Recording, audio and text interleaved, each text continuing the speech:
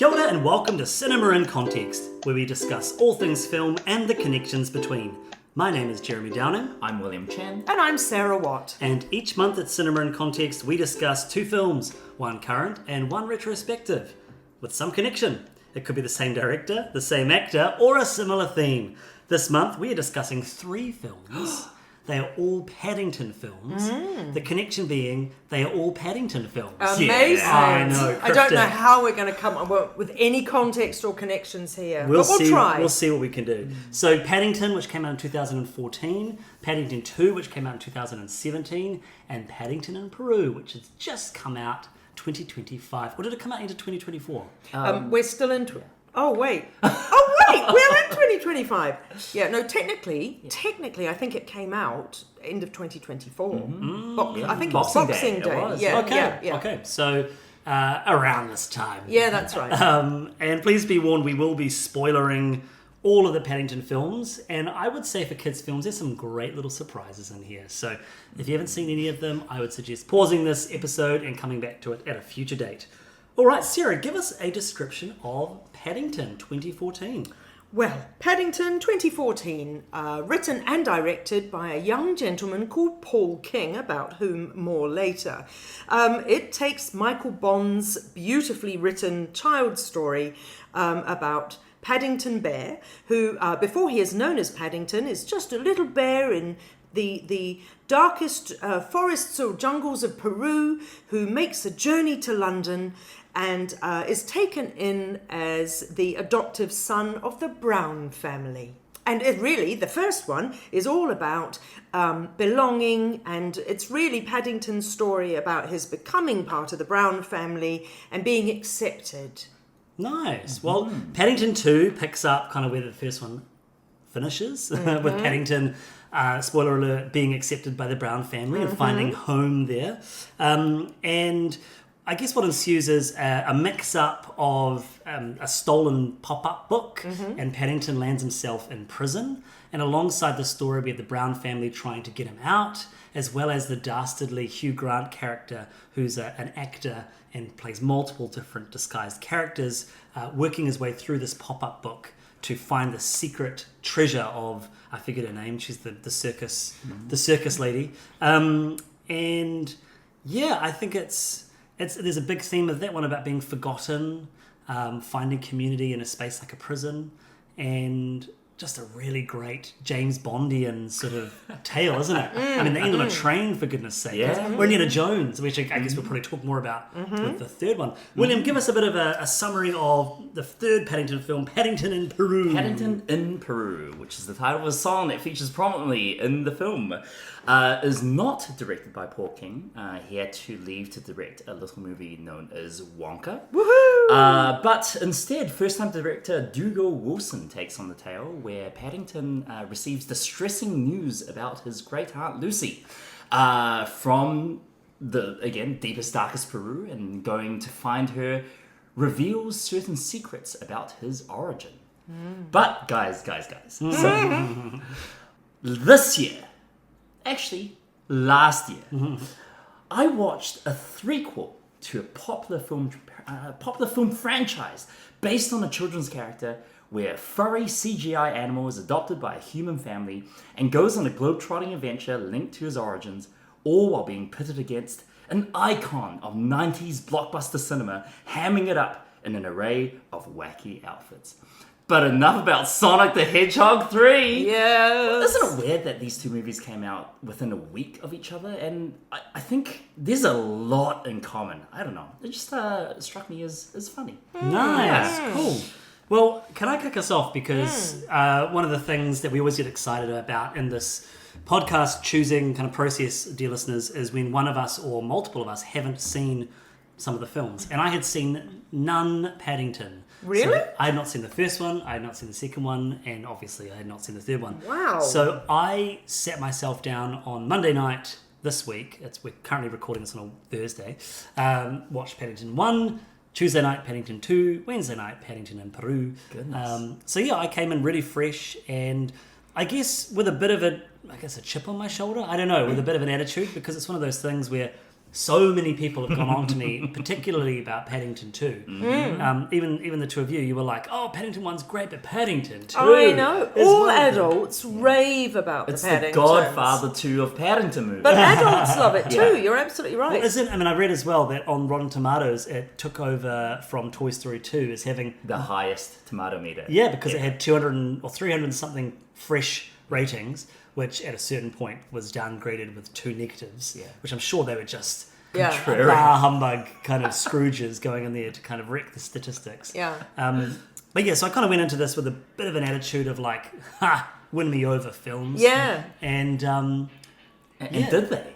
Yeah, they did. They did. I think the first and second and third for me are on par. Like, I can definitely see why the second one is, hallowed. But when I look at the IMDb ratings, it's like 7.4 for the first, 7.8 for the second, 6.8 for the third. And I think, well, I enjoyed the third as much as the first and second one.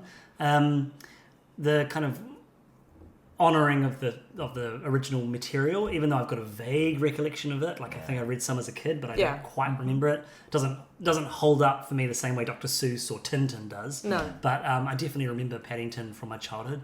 Feels really respectful, and they've done their work to kind of look after the IP. And I think the storytelling from a character perspective, from a pace point of view, and just general good fun times. Like I mentioned Indiana Jones and James Bond, and like I thought of Back to the Future in the mix of this, and just so many different movies that these films are so confidently standing on the shoulders of. Yeah, no, thoroughly impressed and enjoyed the Paddington movies. That's wonderful. Yeah. I think what's fascinating to me about these movies is that they are produced, if not directed, by, as you said, Sarah, one Mr. Paul King, who back in the day had worked on such old comedy classics as The Mighty Boosh, and Garth Marenghi's Dark Place, which is, I think, a work of comedic genius. And to get this guy, have you guys seen The Mighty Boosh? Yes, yes. Make a Paddington movie. Gosh, that being said, you can see the fingerprints of those, early 2000s works in these movies so strongly. Incredibly well written, hey? Yeah. It's very well written, incredibly well paced. And the visuals as well. The just visual inventive, gags are, Such confident visuals, to use that word you had before, Jeremy. Doing things like, it's basically Wes Anderson Jr., right? Yeah. I thought of Wes Anderson, especially with the dollhouse opening. Of the prison. The prison opening. But the dollhouse opening, and then the sort of the narration of, and now we've gone back to this, and Judy's doing that, and da-da-da's this, and so on. And beautifully whimsical. Yeah.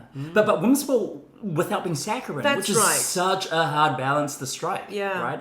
I do feel like in the third movie, because it wasn't directed by Paul King, like knowing that in advance, you can kind of see that it's not as visually as inventive. I felt the pacing in the third one is noticeably a little off with Antonio Banderas, who plays the villain, and that he was great, but his thing with the multiple personalities, I felt just dragged a little bit too much.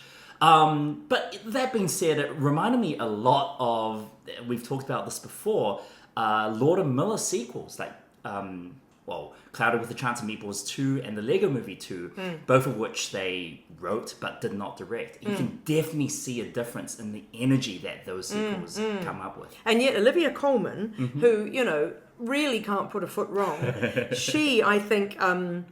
she can't put a foot wrong, and so she is one of the strengths of Paddington in Peru. And I have to say, as you know, and regular listeners will know, I'm not massive on slapstick comedy, sort of physical comedy, if you will. And yet, for some reason, Paddington is absolutely delightful. So in the first film, where the bathroom, the escapades in the bathroom, the water is rising, and he's gone up the spout of the toilet, and then it's tipping down, and it's all a disaster waiting to happen. Normally, that kind of comedy doesn't do a thing for me, and yet for some reason I'm laughing throughout, and isn't this amazing?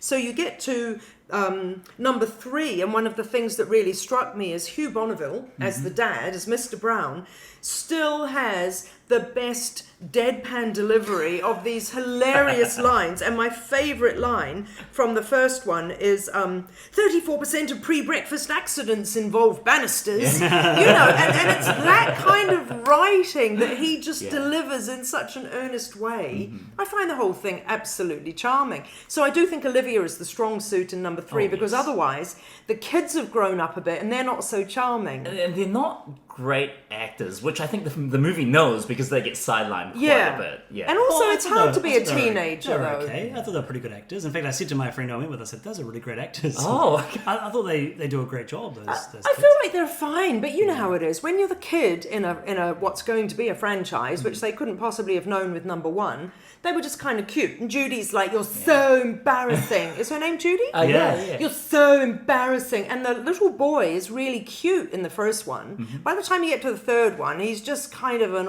awkward, voice-broken sort of teen, you know, not that interesting. And I think they're fine. I think they're fine, and I'm glad they're still in it. Although, Sally Hawkins was recast as Emily Mortimer. That's right. I didn't know that until I was sitting in the What was theatre. the story behind that? So apparently Sally Hawkins, because I had to look it up, because as you may know, I have a lot of respect for Sally Hawkins, but I don't really enjoy her. Ever since she did ever since she did Mike Leigh's Happy Go Lucky, where she giggled her way through being a complete nincompoop, I just went, I can't be doing with you anymore, love. So I think and on the rewatch of Paddington 1 and 2, she's lovely, and I really like her. So I looked it up. She had no beef with the whole thing at all. She'd had a lovely time, and she just felt there wasn't really anything more she could do with the role or anywhere where she could go. Now, you could argue, actually, love, it's not about you. It's not called Mrs. Brown 3, so you don't need to be doing anything with it, because Hugh Bonneville isn't doing anything new with it. He's providing that same beautiful kind of reliable. He's so funny though. Like, he's so like funny. that moment in the second one where the gag of the yoga pays off with him being able to do the splits on the train. I laughed out loud. It's such a silly payoff. Equally, I loved that moment where he poses for the photo. You know, Judy goes, "Do the photo, Dad," with a spider on his face. Brilliant. There's some really lovely gags. Yeah, he is lovely. So Emily Mortimer, who I think is, you know, I like her, and you know, as far as I'm concerned, they recast England's favourite ditzy mum with England's second favourite ditzy mum, because that's all Emily Mortimer sort of does with her little voice. But she had terrible dialogue in that film. Like she said Paddington about 50 times. Oh, Paddington. No, she just said Paddington. Paddington.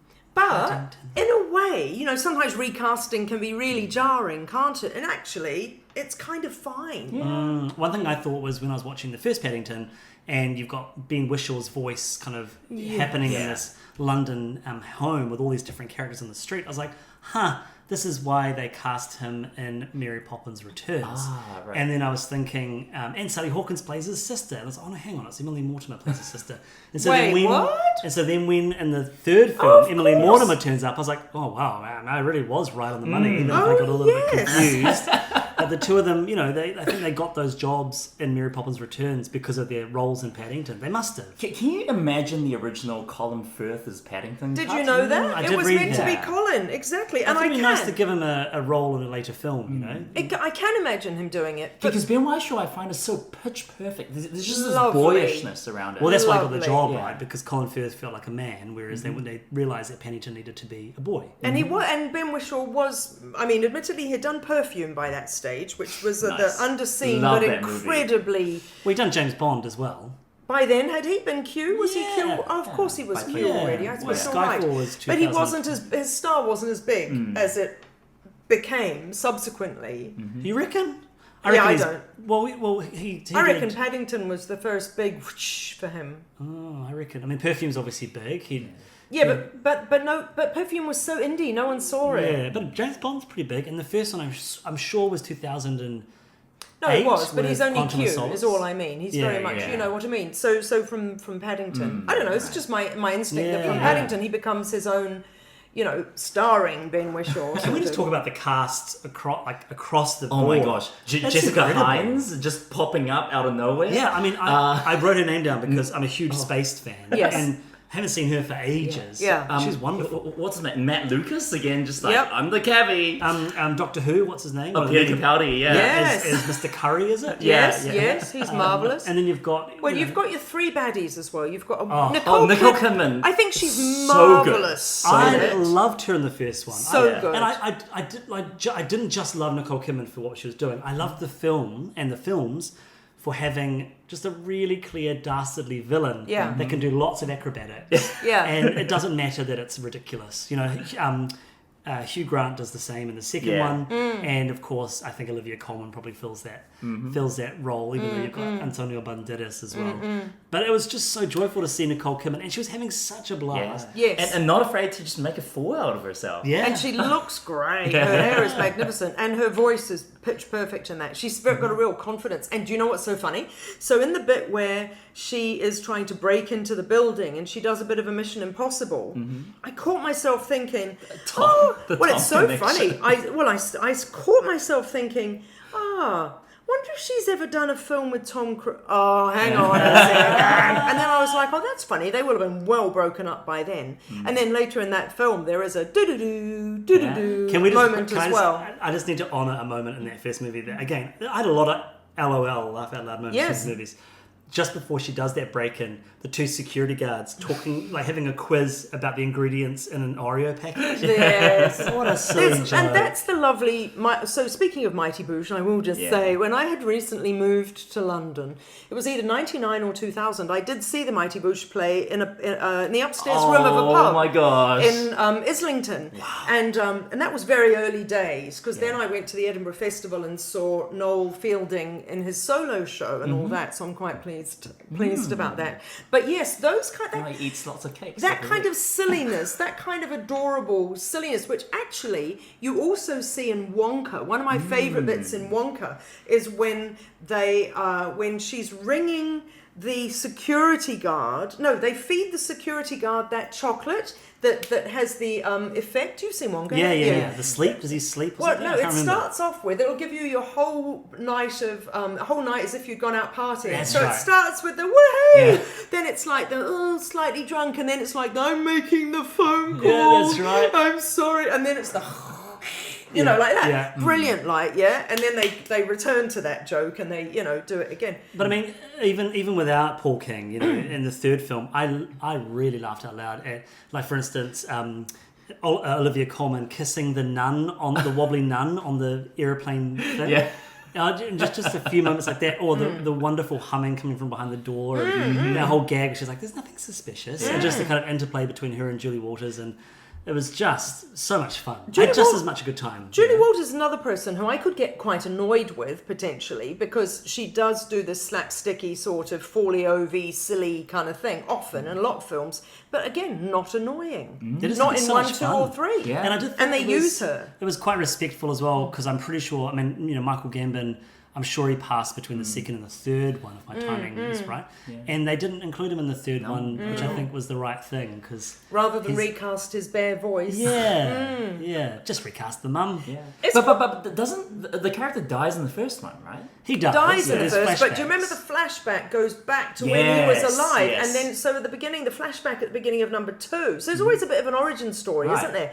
So the flashback at the beginning of number Origin, oranges. Orange. Oh, yeah, Yeah. sorry. The flashback at the beginning of number 2 is how do they even Yes. get the bear cub, and they save him from the waterfall, and I was the a little bit rapids. disappointed with the third one that it replayed a moment we'd already seen, but then I backtracked on that because, of course, the moment from the start with the orange is Yes. connected to the secret El Dorado world. And also, to be fair, your average person seeing Paddington in Peru hasn't just done a mad rewatch of 1 and 2. I suppose, but I would remember that, and I feel like with a opening flashback like that, you want that moment to tell you something new about the characters, and so I do think there was a little bit of a missed opportunity, because with the second one you learn about how he came into their world, and so I was a little bit disappointed, but it was fine. I loved how in the first one it starts off with the old newsreel, and there's the narration about meeting these bears, and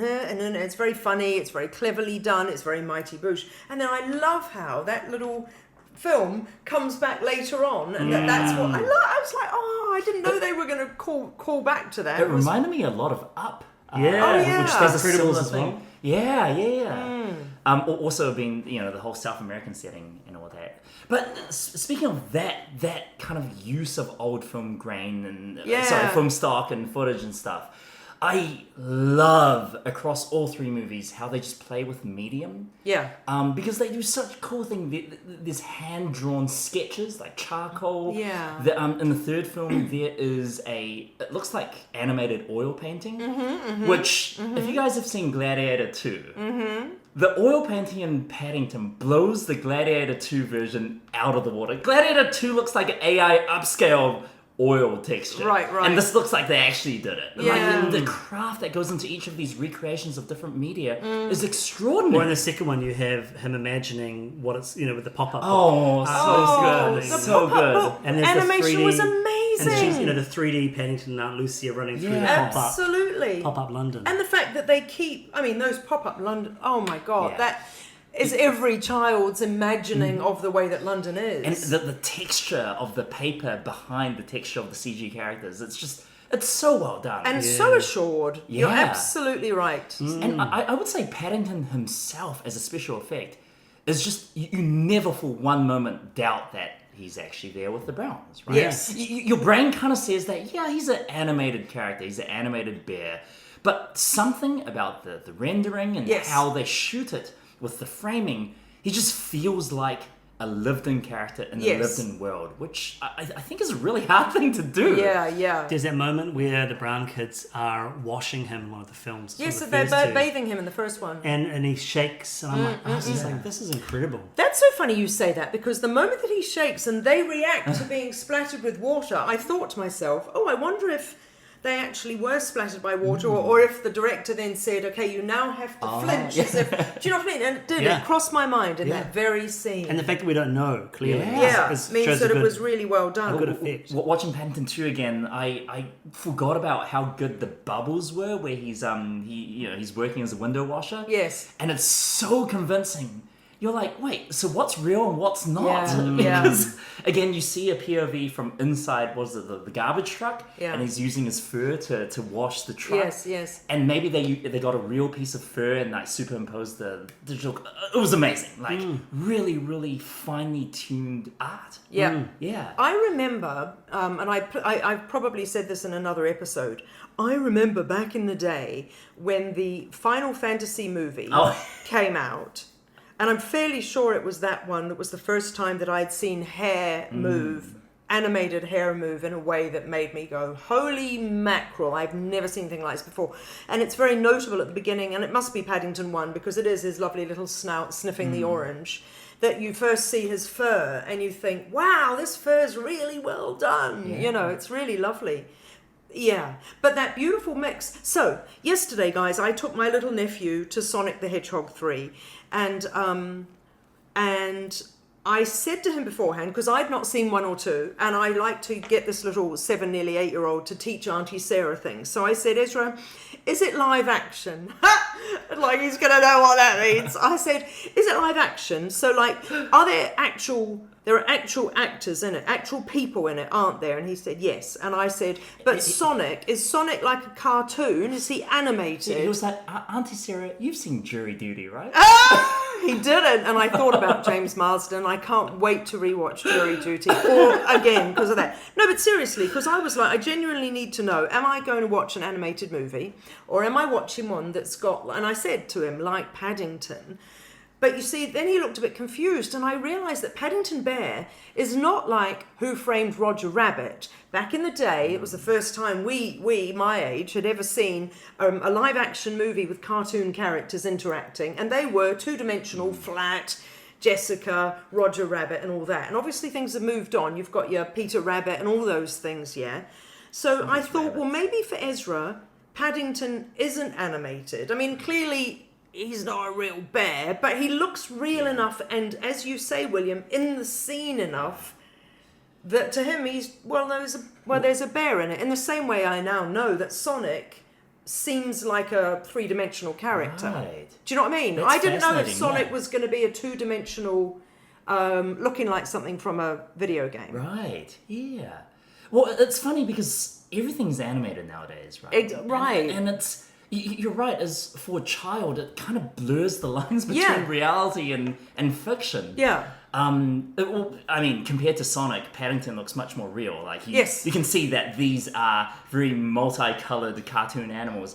But even then, you're absolutely correct in saying that you still see the fur texture. You still see them interact with the world in a way that a real thing would interact with the world. Right. Yeah. And so he's just a bear. He's not like Auntie Sarah. That's an animated, computer-generated bear. Okay. Do you know what I mean? Wow, Whereas in the olden days, for us, there would have been this stark kind of, well, that's a real human, and like that's Bob Hoskins, and that is a two-dimensional cartoon. You know, maybe like taking it all the way back to Ray Harryhausen, his stop-motion skeletons. I think there's a beauty in how people have tried to use special effects to portray a certain heightened reality. Because obviously you watch like some of the Jason and the Argonauts, like Clash of the Titans, and it's very, very clear, like, that's not real. But your mind makes it real. Yes. Right? And it makes it much larger than it was before. It's like the original Godzilla. Yeah. Like, that's obviously a guy in a suit, but in the context of the film, it is a giant, horrific nuclear monster.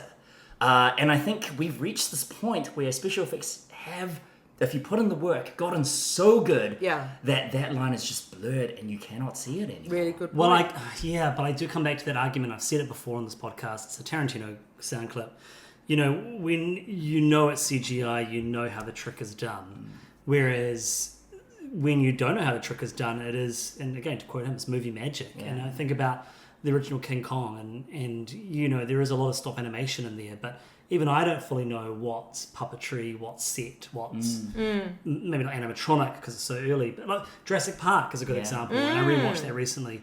There are times where it's CGI, but lots of times where I'm like, oh, I'm just watching this movie and I'm forgetting that. Oh, 100% with Jurassic Park. Dinosaurs it's are fake. Extremely well done. And so whilst I hear what you're saying about the line being blurred, especially when it comes to water, bubbles, fire, it's not always clear what's real and what's CGI. I think metal as well. Like sometimes it's like, oh my gosh, those cars are all animated. Right, right. But I do know that Paddington's animated. Ah, okay. So Paddington, whilst impressive and amazing, and yes, the small hairs, and yes, the emotion, and I mean, can we talk about the hard stare? Yeah. I always know he's animated, but the hard stare is such a wonderful little. But kids won't necessarily. That's the thing, isn't it? More is that they have grown up being used to seeing creatures that aren't real creatures being treated as if they are, like Peter Rabbit. I guess so, but I mean, I knew that when I watched Jurassic Park as a 6-year-old that it wasn't real, that it was movie magic. I had a book that explained things and I'd looked through it. Yeah. I think about my nephew, he's very onto it. He knows pretty quickly whether something's, like he's not sitting there, but some kids would believe it, but that's any storytelling. Well, I know, I mean believe it in a suspending your disbelief way. I don't mean believing as in there's really a bear that talks, but I just mean the brain isn't going, but I wonder how they do that. I don't know if it's a generational thing. Because I know for me, the point where I realized that I was watching computer cartoons and it broke my heart was when you compare 2001's Fellowship of the Ring with that first Hobbit movie. And my goodness, it is stark contrast night and day. You see the orcs and the Uruk-hai being born from those pits, and it's pure Peter Jackson, right? It's gritty, it's dirty. You can smell it. And then in the Hobbit movies, all the orcs are computer cartoons, and they're very, very obviously computer cartoons. Yeah, right. And it just, illusion broken. Yeah. So one of the things with that that's interesting is that they, we're talking about one of my favourite movies here with Fellowship of the Ring, but they used every different cinematic tool in the toolkit, and it just really shows that the best tool is being used on screen. One of the things that they couldn't use miniatures for anymore in the Hobbit movies, allegedly, and I have no other evidence to go on, is that they showed up, and not in a good way, on the 4K. Oh god, the 48, oh right, and 48 frames. Yeah. It made it look and like that a would be why model. It would look like a model. And that's actually that would be a very good point. Yeah. Okay. But I'm thinking I hated that 48 frames. So give me a 24 frames Yeah. per second any But day. it was an experiment with, that had to be done. or a kind. It was an experiment that had to be done, though. Well, I mean, that's the whole. Yeah, there's that thing you say. Like, there's the argument as well about Episode 1, Phantom Menace, and how that movie is mostly animated, and yet that ushered in some amazing changes for cinema. Yeah. I know we're bouncing all over the place, but the thing about Episode 1 is that movie has so many physical effects, right? The one that everyone always brings up is, do you guys remember Queen Amidala's palace on Theed? Vaguely. Yeah. And it's like beautiful Italian marble, and it's built on a waterfall. Yeah. Right? And everyone always says, did you know, movie trivia, that waterfall is actually salt. It's a miniature with salt being poured down nice. because real water, as you see in doesn't show up. Thunderbirds, it looks all doesn't big show. and bubbly. Yeah. And so apparently they built way more miniatures and sets for Episode 1 compared to any of the individual OT movies. Wow. It was just that it was bolstered by so much digital work. It looks so good. I mean, that's the Yeah. same with the Lord of the Rings films, you know. And have you ever been to did you ever go to the Lord of the Rings exhibition that was at Te Yes. Papa? Oh, Oh, yeah. no, I went to the one that was up here in Sky City. But Is Weta, that- Weta Unleashed? Yeah, Okay. not No, that? not that. Okay. This was dedicated to the Lord of the Rings. It was at Te Papa. It came back to Te Papa. Right. I think it went around the world. And you saw, like, in one of the return kind of exhibitions, they had the city of Minas Tirith, the third film city, the multi-layered kind of wedding cake city. Yeah. And it was, it filled a room twice the size of the room we're in now. And that was pretty cool to see. Wow. And they had so many sets like that. Yeah. When I watch those movies, I don't know what is real and what isn't. It just looks real. I will just say, to round this off, that the Daleks, when I was growing up, apparently you could see the feet and the wheels, but I couldn't, and all I saw was terror. So, well, look, I mean, The Thing, right? The Thing, Yes. 1982, the John Carpenter version. Yeah. Those practical effects, on a whole, maybe I find the last kind of monster doesn't quite hold up. no. But definitely some of the majority of that film, it's still terrifying to this day. And I know that it's models and animatronics, but it's disgusting. Well, your friend Alien, I mean, that is absolutely the zenith of practical effects that are incredibly powerful. And the moment that they use CGI, it does take away something. Something that I did appreciate in the Romulus film. We talked about this. We talked about this in the negative way as well with the robot. That being said, back to Paddington. Yeah. Yes. That being said, he is a gloriously put together character from the voicing, and I'm assuming the mocap of Ben Wishaw. I understand he had to recapture it all after Colin Firth had done it all and been on set. Oh wait, do you mean it was Ben Wishaw's body or just his face? His face, maybe his because body obviously as well. it's a little creature. It moves as a child. So But you never know how they've done it. It moves as a child. Paddington is he. No, He's but a person. Paddington moves like a little kid. Yeah. eh? Can I Or, say at the start when you were doing the introduction about Paddington, you had this pause, and I thought you were going to attempt to do his bear name. No, I thought about that. Whose original name? Can I just say, I love the way that Paddington has such that very sweet naivety in the way that this apparently is the way that such and such should be done, and he speaks about everything. Apparently, Mr. Brown might have been having a slightly stressful day, sort of thing. And then, of course, and it is one of those wonderful situations where what's being said is not what you're seeing on screen, and you see on screen what's really happening. But I love Paddington's very sweet way about him, like when he's giving Brendan Gleeson, my God, who must have been having the best time What as a the great chef. character. Knuckles with a capital N. Yeah, no, he says with an N, but then it's So Knuckles. Sarah's holding her two hands together. Oh, yeah. He doesn't. He has to hold them swapped. Yes. He has to hold them like this. But also it's crossed. Knuckle apostrophe S, not even spelled right.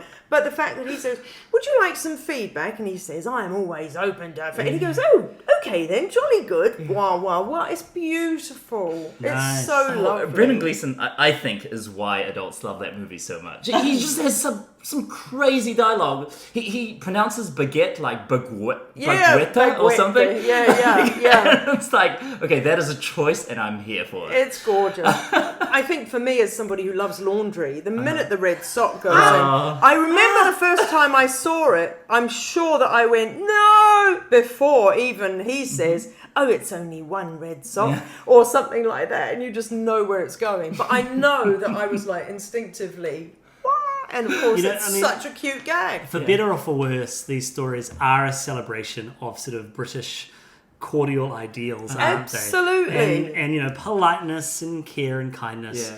but also from a perspective of immense privilege. Yeah. And you know, I mean, I think I was sort of like when the prison storyline came into it, I was like, oh.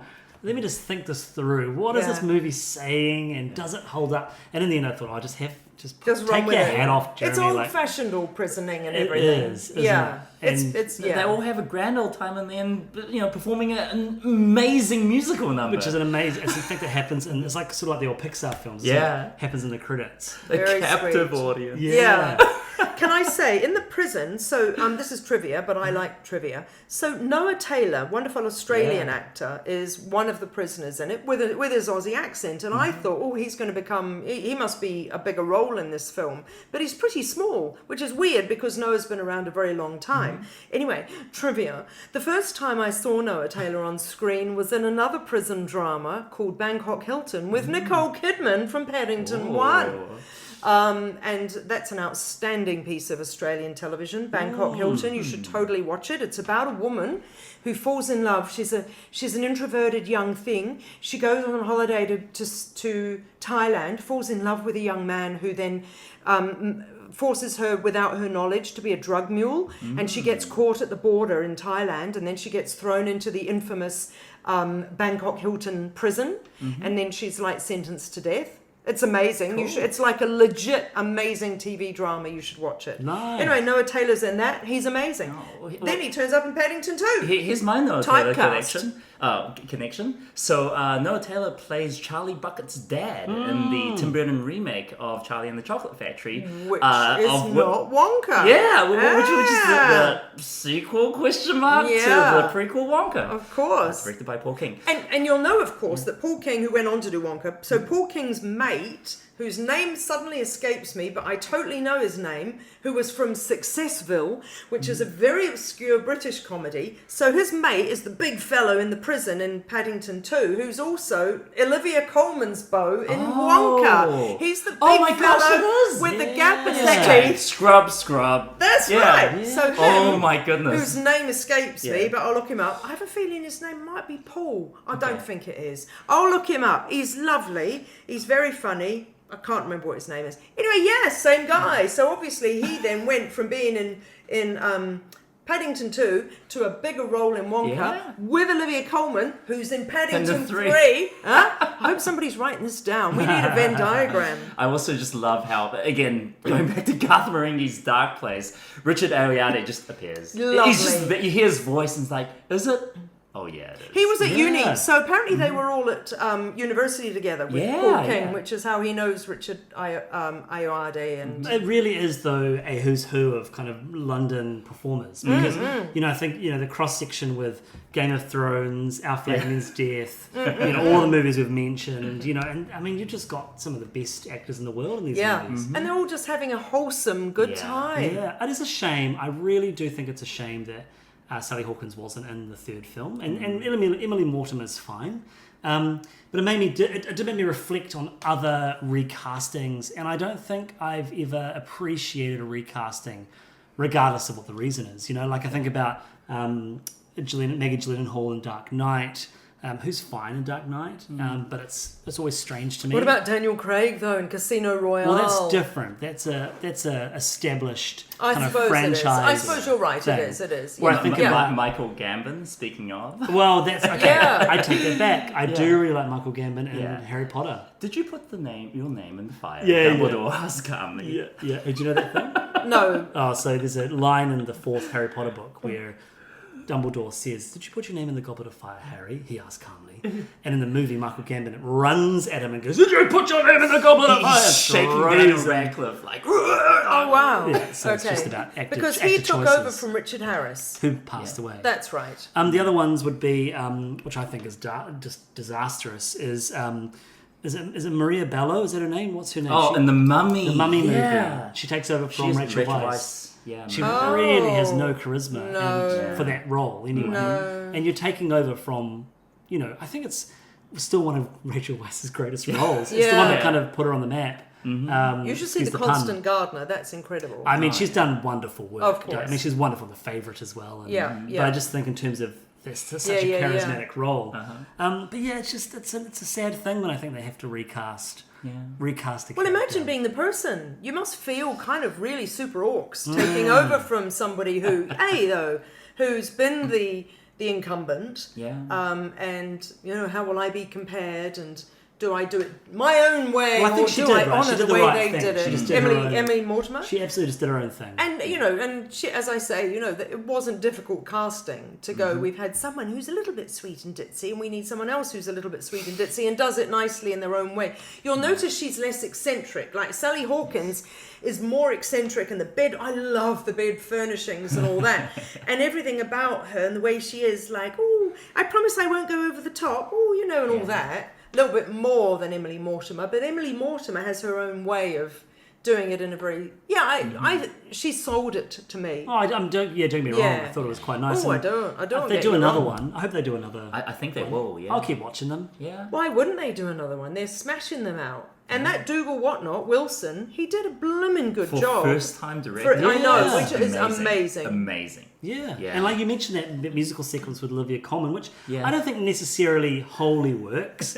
but it's still fun. I mean, And when it she ends- opens the guitar case and pulls out that old school gun, I mean, me and my friend, we were really belly laughing. When at that. she goes up to the mountain and she does, The and Sound of you Music thing. think before it happens, oh, this looks like the Sound of Music. Oh, hang on a Yeah. second, and then she does it, and the Fitzcarraldo, sort of nods and all that sort of thing are rather marvelous. Can I just say, one thing I noticed watching, because in quick succession, which of course we hadn't done between 2014 and 2017, but of course you notice the callbacks in Paddington 2. You've got a top class cast again. You've got a callback to cab drivers, because now you've got the cab driver who's on the back of the rubbish truck, who's learning to be a cabbie.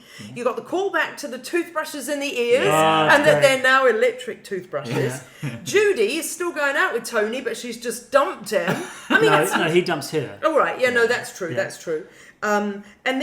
And also, I was thinking about the fact that it's another one of those films that uses the Portobello Road as this idyll of London is the most magical place to be, like Notting Hill does. I took lots of photos at that shop. Oh, yeah? Of Gruber's. Gruber's shop. Oh, did It's just you? no photos inside, so I was stuck outside. So what's the shop actually of? It's antiques. Is it? Yeah. How super cute. That's really cool. Jim Broadbent's great, isn't he? Isn't he sweet? Yeah. Even in just a bit role, like in the third one, it's like, oh, he does add something to this. It really Yeah. does remind me of Yeah. Mary Poppins. I mean, you mentioned Who Framed Roger Rabbit. You mentioned Ray Winston. Sorry, Mary Poppins as well, right? Does that animated and real life people That's as well? true. And it That's has true. that kind of idyllic London kind of That's street, right, and it has all the different Very kind of similar street. collection of characters, especially when you get to Mary Poppins Returns. And the Mary Poppins films were marvellous. And actually, see, I didn't think I was going to like Peter Rabbit, but then I got a nephew, and then I had to. And Peter Rabbit's blimmin' amazing. And again, not only does that have young guy Gleeson in it, doesn't it? It's got Donald Gleeson in it, but that's got a lot of what I would call slapsticky sort of, whoa, we're tripping over a ladder, whoa, and all that. But it's actually really magnificently done. Well, Sarah, we've gone over my personal journey with the Peter Rabbit movies on this podcast. Yeah. I started off being like, oh, this isn't my Peter Rabbit. Yeah, and ended up thinking they were works of genius. Yes, and again, beautifully written and clever music cues Well, and all they're very sorts. different from the Paddington movies. The Paddington movies are very sincere. Yes. Right?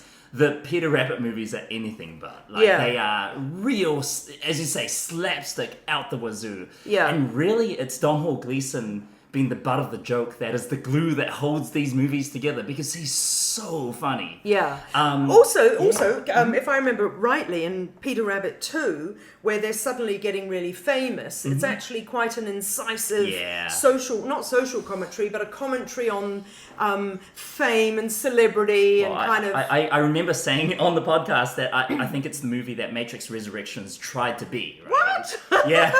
Oh, because it's so self-referential. About being a sequel to Peter Rabbit and all absolutely. that stuff.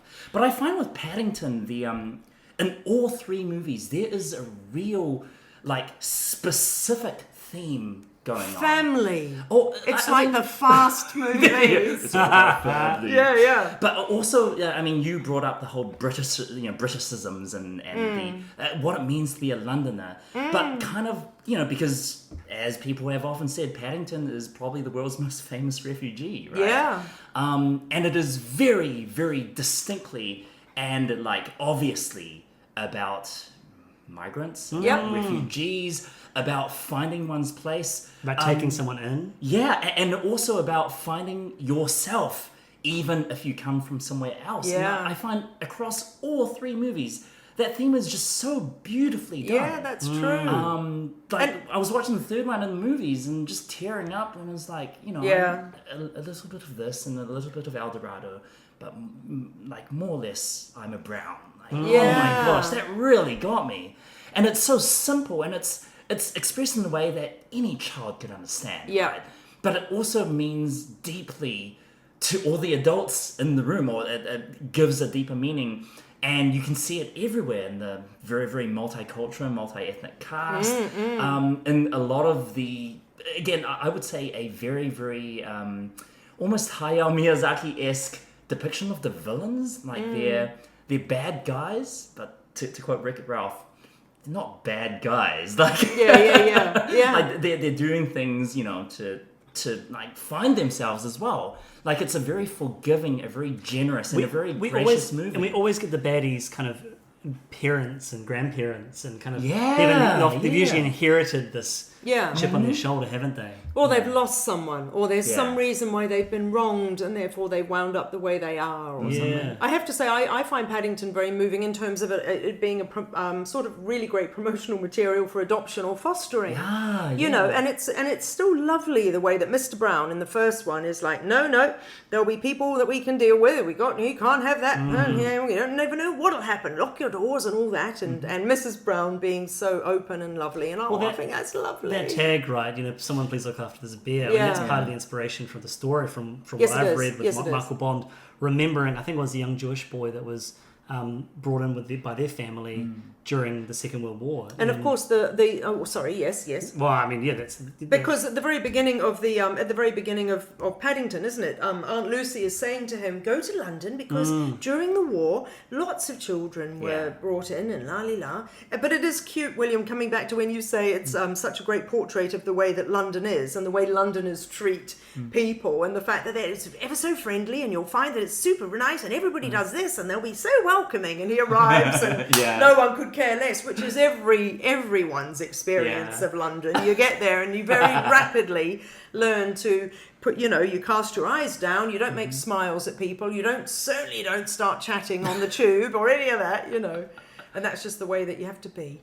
I also, for the third one, really felt moved by their depiction of Peru. I don't know, maybe it's because You've been there. I went there last year. 2023, 2 years ago now. Yeah. And they did film in a lot of the touristy places.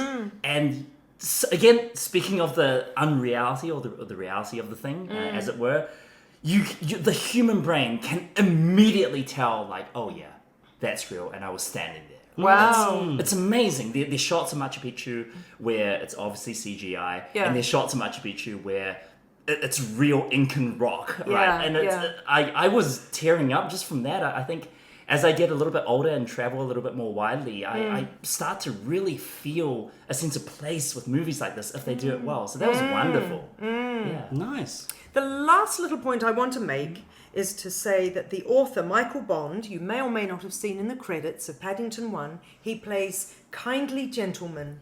So they allowed Michael Bond to have that tiny little role in Paddington 1, and because he died in 2017, they dedicated Paddington 2 to him. Thank you, Michael Bond.